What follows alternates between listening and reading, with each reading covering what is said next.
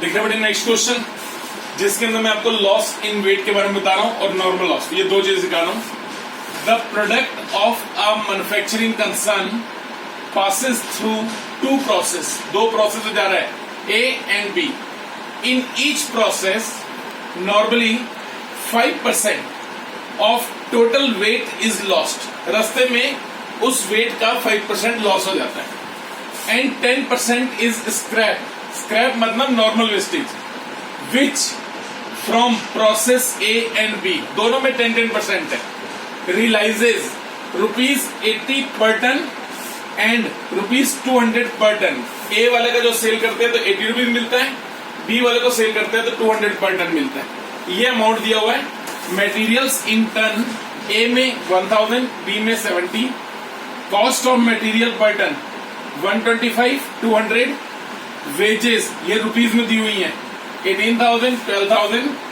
Manufacturing expense ये भी rupees में दी हुई है 6,000 एंड 6,000।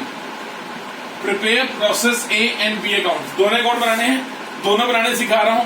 पहले प्रोसेस ए सिखा रहा हूं, फिर प्रोसेस बी कैलकुलेट करना। ये क्वेश्चन नोट कर लो, उसके बाद में क्वेश्चन ये सॉल्व करा रहा हूं।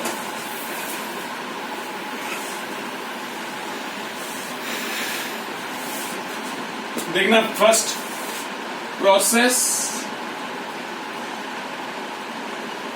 ए अकाउंट,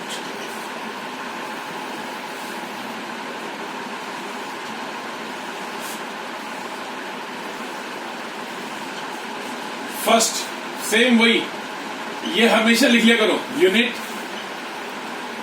रुपीस और ये पर्टिकुलर्स लिख सकते हो इसमें, ठीक है ना। फर्स्ट सबसे पहले टू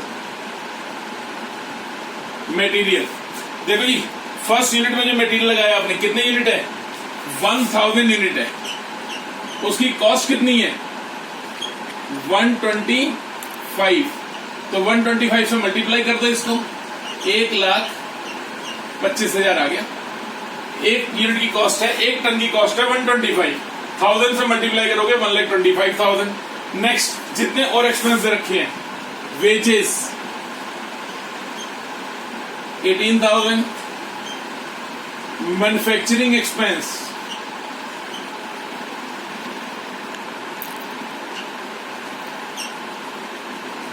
6,000।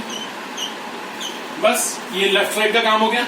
अब देखो लॉस इन वेट कितना हो रहा है, बाय लॉस इन वेट मैंने बताया था 5%, किसका, यूनिट का बेटे, हमेशा 1000 यूनिट का। ये हो गया 50। लॉस इन वेट की कभी कोई वैल्यू नहीं होती है, दोबारा रिपीट कर रहा हूं। फर्स्ट वीडियो में मैंने बताया था आपको, लॉस इन वेट की कभी भी कोई वैल्यू नहीं होती है, सिर्फ यूनिट का लॉस होता है।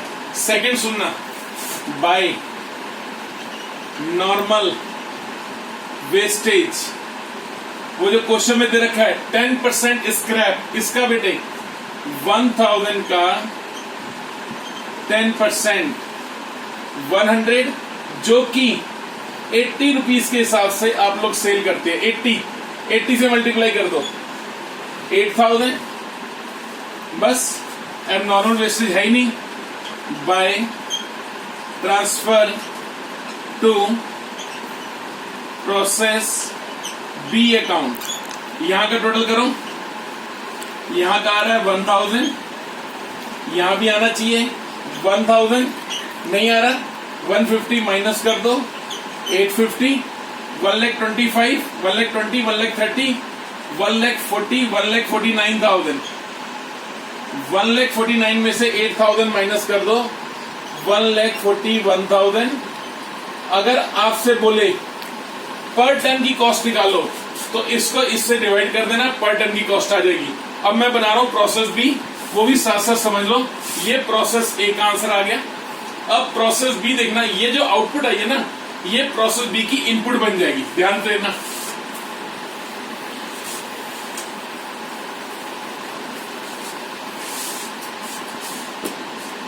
ये प्रोसेस बी कर दो, ठीक है।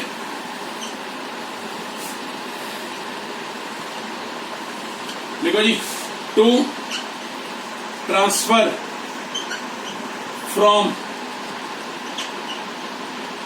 Process a account 850 1,41,000। फिर आपने और मटेरियल लगाया है। क्वेश्चन में ध्यान से देखो, क्वेश्चन में दिया आपने मटेरियल लगाया 70 टन, जिसकी कॉस्ट है 200 रुपीज। इसको 200 से मल्टीप्लाई कर दो।